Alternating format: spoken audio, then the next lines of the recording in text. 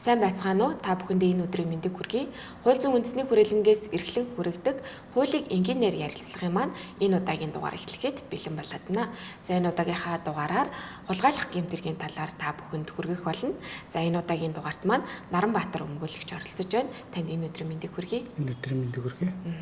Тэгэхээр юун түрүүнд хулгайлах гэмтэргийн ерөнхий ойлголт мэдээллийн талаар үзэг сонсогчдоо өгсөн дээр авах гэж бодож байна. Тэгэхээр энэ төрлийн гэмтэргийн талаар ойлголт мэдээллийг өгөөч.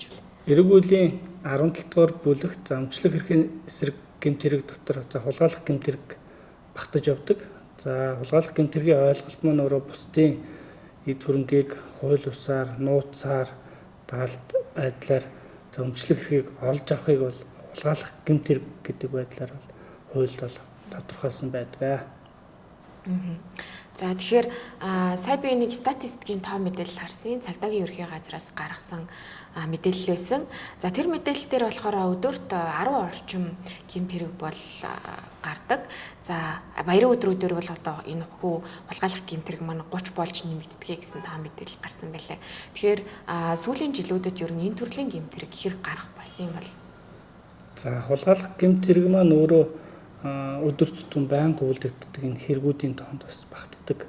Ер нь бол шүүхээр шийдвэрлэгдэж байгаа, за илрүүлж байгаа хэрэгүүдийн тоо статистик ингээ хараад үзэхлээр хулгайн гэмтэрэг бас буурахгүй байгаад байгаа. Энэ дотор маань өөрөө юунаас болоод хулгайлах гэмтэргийн гаралт буурахгүй байна гэхлээр иргэдийн бас нөгөө сонор сэрэмж дутмаг байгаас болж байна. За дээрэс нь энэ орон байр агуулга санд нэвтрэх гэмтэрэг бас нэлээдгүй их бүртгэгдэж байгаа. Энэ маань өөрөө хөршийн холбоо бас муу байна. Эргээгээд камер ярилтаа сул байгаатай холбогдуулаад за энэ хулгайн гэмтэргийн гаралт ер нь буурахгүй байна. Ялангуяа магадгүй те зуны улиралд энэхүү одоо юу гэх орон байрны хулгайн гэмтэрэг болоос гарч магадгүй юм шиг санагдлаа. Яа тэгэхээр хүмүүс маань орон нутг руу бас аялал зугаалгаар их явдаг шүү дээ тий. Яг энэ сүүлийн статистик тоо мэдээг хараад үзэхлээр яг энэ амралт зугаалга ихсэнтэй холбогдуулаад яг энэ хулгайн гэмтэргийн гаралт бас 30% өсдөг гэсэн тооцоолт байгаад байгаа. Энэ маань өөрөө яг л дөрөвний хилдэгтэй адилхан иргэд амралт зугаалгаар явахдаа эд хөрөнгөө харааналтгүй орхидог. За энэ байдлыг хулгайч нар ашиглаж за бусдын эд хөрөнгийг авах. Ялангуяа энэ орон байранд нэвтрэх гэмтэргүүд дийлэнх байгаад байгаа.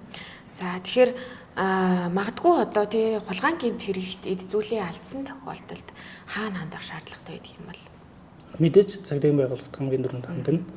За тэгээд алдсан эд зүйлтэй холбоотой мэдээллүүдийг бол маш сайн өгөх хэрэгтэй.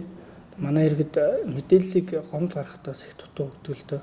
Юу алдагдсан, хизээ авсан, за магадгүй тэр алдсан эд зүйлийн бичгээр нь сэр дугаар гих зүйлийг цагдаагийн байгууллагт гаргаад өгчөөд нэргээгээд илрүүлэлттэй холбоотой олж авах богино хугацаанд илрүүлэх боломж олцоо бий болсон.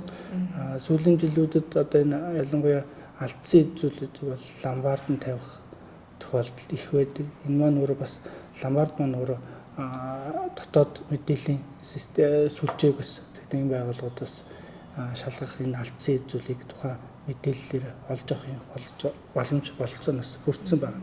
Тэгэхээр алдсан эд зүйлтэй холбоотой мэдээллүүдийг бас үнэн зөв гаргаж өгсөн тохиолдолд эргээгээд олохын магадлал их байгаад байна. За утас гар утсаа бол нөгөө алдах тохиолдол бас цөөнгүй их байдаг шүү дээ. Тэгээ зарим иргэдийн хувьд болохоор нөгөө нэг гар утсаа алдсан тохиолдолд одоо хандлаа гэхэд олдохгүй гэдэг хандлага бас байдаг. Тэгэхээр утсаа ч гэсэндээ бас ингээ алдлаа гэдэг мэдээллийг бол тухай бүрт нь өгж явах шаардлагатай юм байна тийм. Гар утастай холбоотой хулгай хэрэг дээр бол нөгөө яг гар утасны EMI кодыг бас иргэд тухайн үйлдвэрлэгч компани серверт бүртгүүлэх. Үгүй бол энэ EMI кодыг эргээгээд тэр кодоор гар утсыг олох юм бүрэн боломж байгаа учраас энэ EMI кодыг иргэдэс өөрсдөө хадгалаад цээжлээд авсан байгаа тохиолдолд гар утсаа алдсан даруйд яг энэ EMI кодоор олох боломж илүү өндөр байна гэсэн үг. За тэгэхээр энэ хүү төрлийн одоо гэмт хэргийг үйлдсэн тохиолдолд хуулийн ямар хариуцлага ногдуулдаг юм бол за магадгүй насанд хүрээгүй хүн үйлдсэн байвал бас ямар хариуцлага ногдуулдаг юм бол? Хулгайлах гэмтэрхтэй холбоотой насны хязгаар за эрүүг хариуцлага хүлээх нас маань 14 наснаас эхэлж тооцогдож байгаа. За хулгайн гэмтэргийг үйлдсэн байгаа тохиолдолд 14 нас хүрсэн хүнд эрүүг үйлдсэн хариуцлагыг хүлээнэ гэсэн хуулийн зохицуулт байна. За магадгүй одоо бас иргэд маань өөрөө сонор сэрэмжтэй байх шаардлагатай. Тэгэхээр хулгайн гэмт хэрэгт эд зүйлээ алдахгүй тулд ямар одоо арга хэмжээ авах шаардлагатай байдаг юм бол?